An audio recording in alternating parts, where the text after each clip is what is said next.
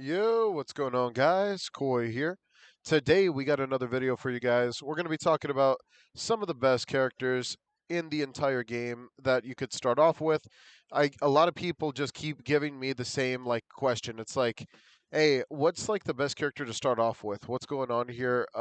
Because I'm struggling to pay for like the cost of a Lambo, and it's like some characters have like crazy fall off points, or they just like think that one character because it's like the MC of an anime, it just kind of like doesn't really. It's supposed to be the good one, but it isn't. You know what I mean? So I'm here to talk about that. We're going to be discussing the characters that you could get in the game, which characters are the most effective, and we're going to do that in a few ways. One, we're going to be looking at the character's DPS. If the character's DPS is decent, then it'll make it on the list.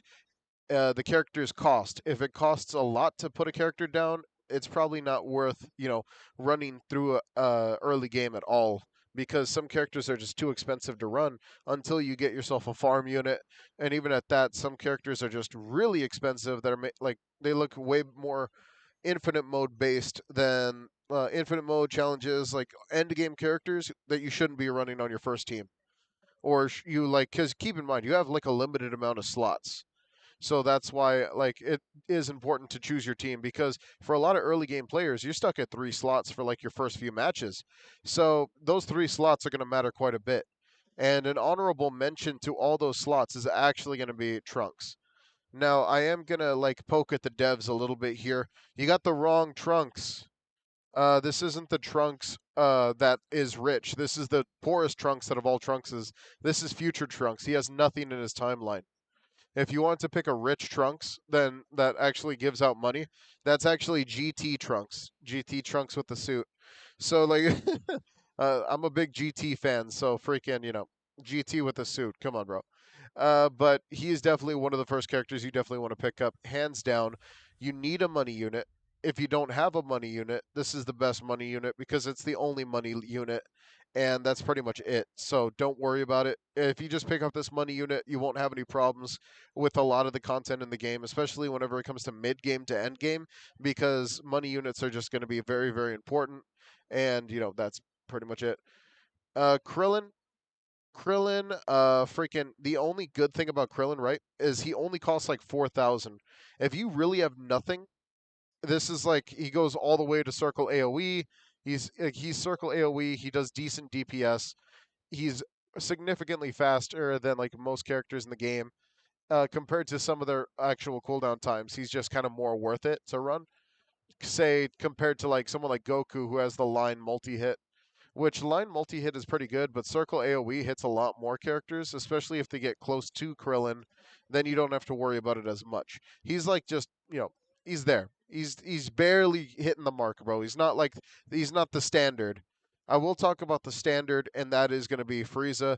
Frieza is just the standard of really, really good unit. Just really, really good unit. And we'll talk about why. He's got incredible DPS. His DPS can go all the way up to 31. And this is really good for early game, because as long as you're building him correctly, he's super cheap too. He's like less than 5,000. Less than 5,000 with like 40 range is really good compared to a lot of characters in this game. So, when you do take that into consideration, he's going to be an incredibly useful asset to your team, and take him into consideration whenever you actually get him. He is not hard to get. He's only a 2%, so he's pretty frequent. Like I've gotten him in about like 1 or 2 pulls. So keep your ears out, keep your eyes out. Kakashi. Now Kakashi, the reason why he's on here is because he actually does very good DPS, like incredibly good DPS. We're talking about 47. He is only a ground unit.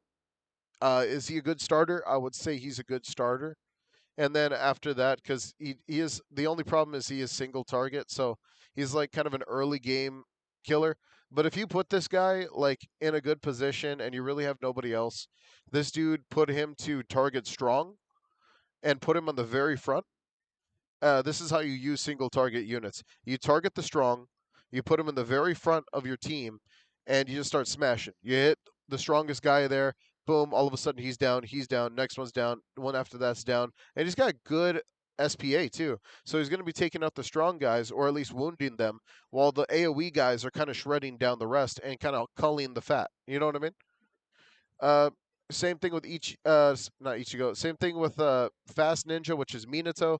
Minato, he's just got really, really good damage for an early game. He's probably the only early game mythic I would consider going all in on because of just of how useful and fast he is as a starter unit. We're talking about 38 damage off rip with a ground circle AoE, which is just very, very solid. SPA short, range incredibly big, and it's just super useful. I know it's like, why would you even put a mythic in a starter unit thing?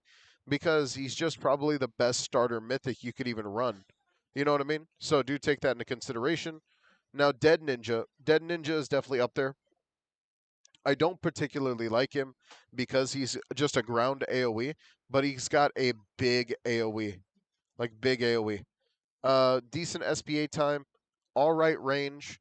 Obviously, if you get some boosters on him, he's really good. But he's also a very cheap unit. We're talking about less than $8,000, and his deployment cost is a starter cost, so that's very good as well. So you could put this guy down, put down all three of them off rip. He's like a budget Minato. So budget Minato right here, very very solid unit. Never have to worry about him whenever he's on the field. At least when you got all three down.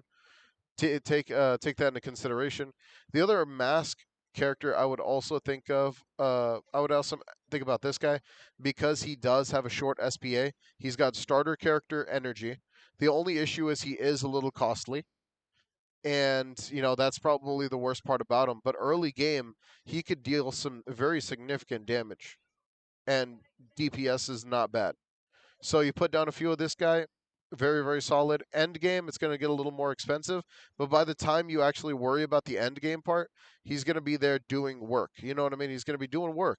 So you never really have to worry about him. He'll be doing very, very good DPS, and that's very, very good. Of course, Trunks. We already talked about him. He's just super useful. Good job, Trunks. $6,000 farm. We do have Shark Ninja.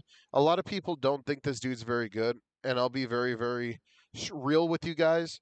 To have a single target stun and with a decent SPA, but he's super cheap. That's the good part. So what you can do is you could put multiples of him. You don't even need to upgrade him. Just abuse the stun mechanic because it's a guaranteed stun anytime he hits something. So you abuse the stun mechanic, target the large, never have to worry about it again. And same thing with Kakashi. He's just a little more of, I would say, an expensiver Kakashi maybe, or a cheaper Kakashi. Hard to say. Let me see. Silver Ninja actually is a cheaper Kakashi, but he comes with stun, so the stun is very very useful. That's the only reason you'd use him in the early game. His DPS is not very good though in the early game. Just use the stun. Tamari. Tamari, he's I mean, she's very good. The only issue is her early game is not as good as you think it would be, just because her range is terrible. And her range does not get much better. The only reason she's here is because she's full AoE, and she's probably the only good full AoE character in the game that isn't too expensive to run. Because she is still only 5,700. You get three of her down and put something like Inferno or anything. Like I put like Ethereal on her, and she just kind of like gets rid of them one by one. And it's a 1% chance. She's also got good multi hit. So if you do like put a really really good, I would say, what are those things called? You put a really good enchantment on her, and after that she just can proc whatever status effect, debuff, whatever you got laying around, just put it on her, and she'll just do that for the early game. Freeze, fire, really really useful. All right, Lance.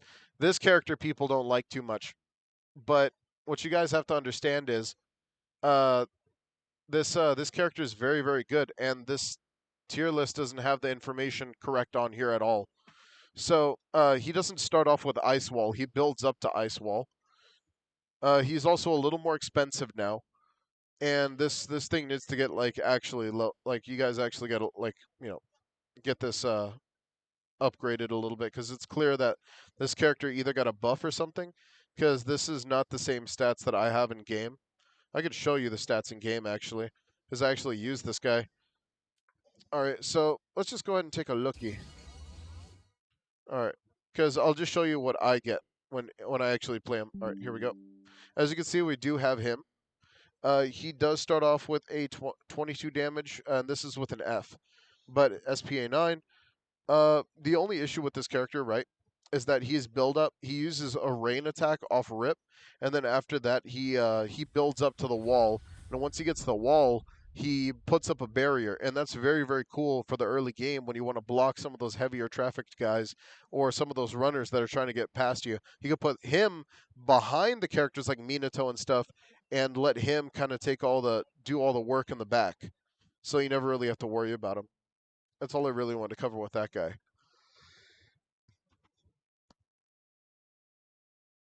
Whoopsie, I tabbed out. Oh no, tab back in. All right, here we go. Dark Scout. This dude, I have not gotten my hands on him yet. I don't know if he's got like the same kit, but I like his damage. I love his range. His SPA is really good, and he's super cheap for 6,450. Incredibly cheap character to run, and it's just super good, man. Super super good. Kind of like another Frieza. So I would definitely take into consideration getting this character because he's just super super cheap and cheap, affordable, strong characters that are like, in the early game that you could use off rip. Very useful in this game. Very very useful for story mode. Very useful for challenges. Very useful for like just any of the real content. Obviously, you want to use way stronger characters. Some honorable mentions would definitely be some of the more top tier characters like Pain and stuff like that. But obviously, this is more along the lines of like you know, we're just talking about these characters as we see them. There are some honorable mentions, like for instance, the Magic Doctor and Fire Captain. The only issue with these characters is that they're locked behind content. So Fire Captain is locked behind getting him as a secret character. He's just the rarest character in the game right now. And Magic Doctor is also locked behind content, which is the game mode that you have to complete in order to actually get your hands on him. So yeah, that is something you need to take into consideration and stuff like that. Yeah. Well, I guess that kind of does it. I hope you guys enjoyed. Don't forget to like and subscribe. Hit that notification bell down below. Stay notified in all future videos. I will see you guys later. Take it easy and peace out. All right. Bye bye.